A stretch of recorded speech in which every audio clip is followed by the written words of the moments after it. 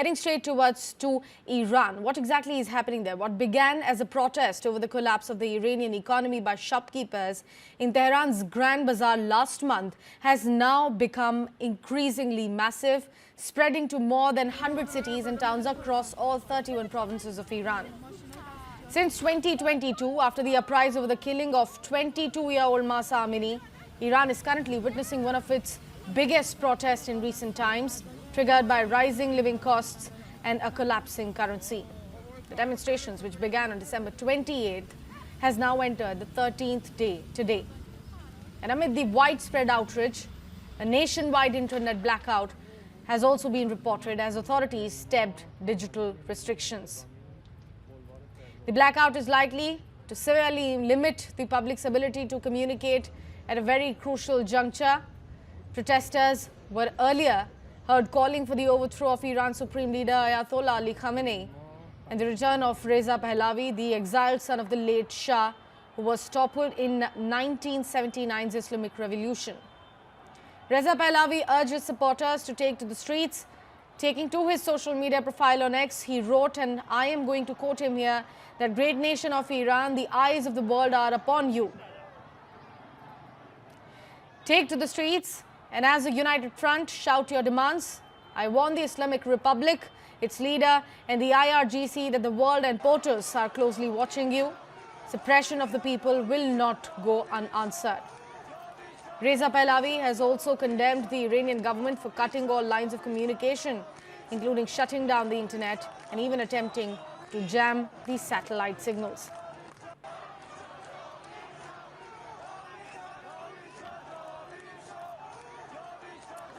He called on all the European leaders to follow the lead of President Donald Trump in supporting the people of Iran and holding the regime to account.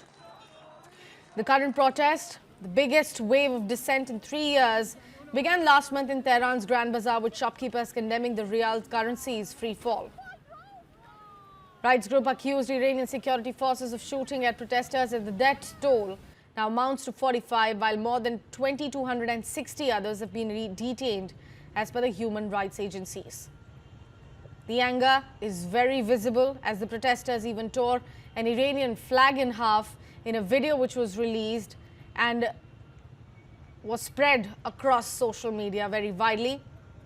It happened in northern Iran during the nationwide demonstrations. Meanwhile, United States President Donald Trump has also issued a stark threat to Iran over its handling of the domestic protest, promising severe U.S. retaliation if demonstrators are killed. Donald Trump has made his intentions regarding Iran very clear.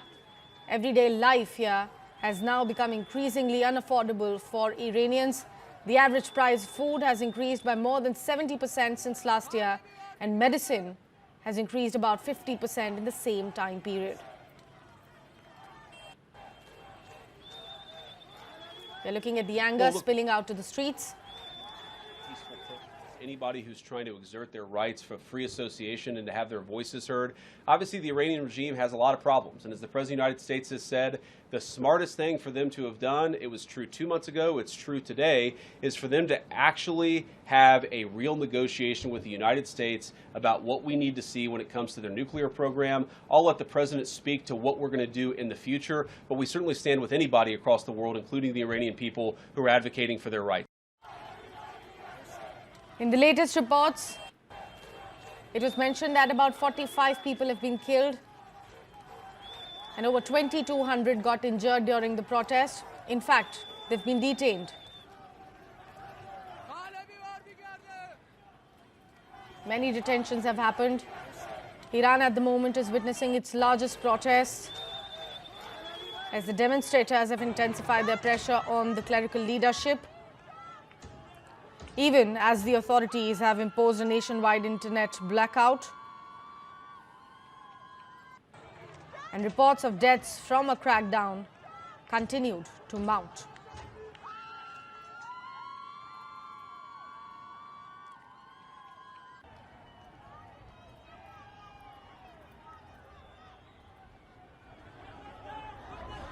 This is the biggest ever retaliation that we are witnessing from Iran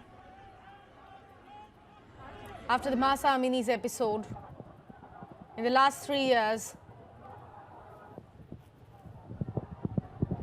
Iran at the moment is experiencing something which is, with each passing minute, becoming uncontrollable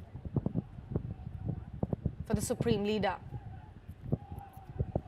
We've already spoken about US's intentions related to Iran. Donald Trump recently has issued a stark threat to Iran over its handling of their domestic protests, promising severe US's retaliation if demonstrators are killed. We also showed you what US's Vice President J.D. Vance has to say. He said that his country stands with the Iranian people and he believes in peaceful demonstrations. Now, those very peaceful demonstrations, which were just weeks before confined to the isolated lanes of the Grand Bazaar in Tehran, the capital city, have spiraled into something very violent that led to the killing of about 46 people and also detention of over 2,200 people.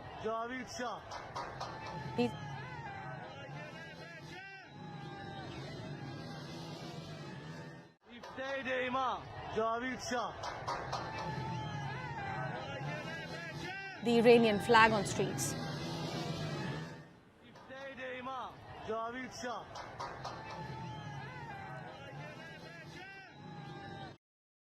Or do you think that these protests have acquired a political idiom which is against the Ayatollah and the clergy?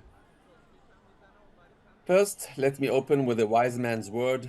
Niels Bohr, the Danish scientist, Nobel laureate, who said that predictions are very difficult, especially if it's about the future.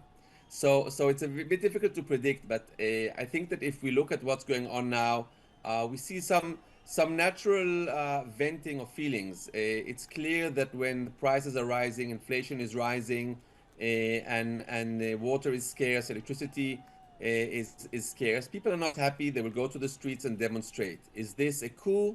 I don't think so. I think this is motivated by a hard life. There may be, and there are these days, a lot of influence campaigns that nobody will be able to pinpoint, but are, I'm sure, abundant of other countries maybe meddling internally and stoking the flames. But that said, it's a real internal anger, but I don't think that it's heading towards any change of regime. And even more so, I will not be surprised to find out that the regime is actually somehow letting this, allowing a certain venting for the population to feel that they are protesting.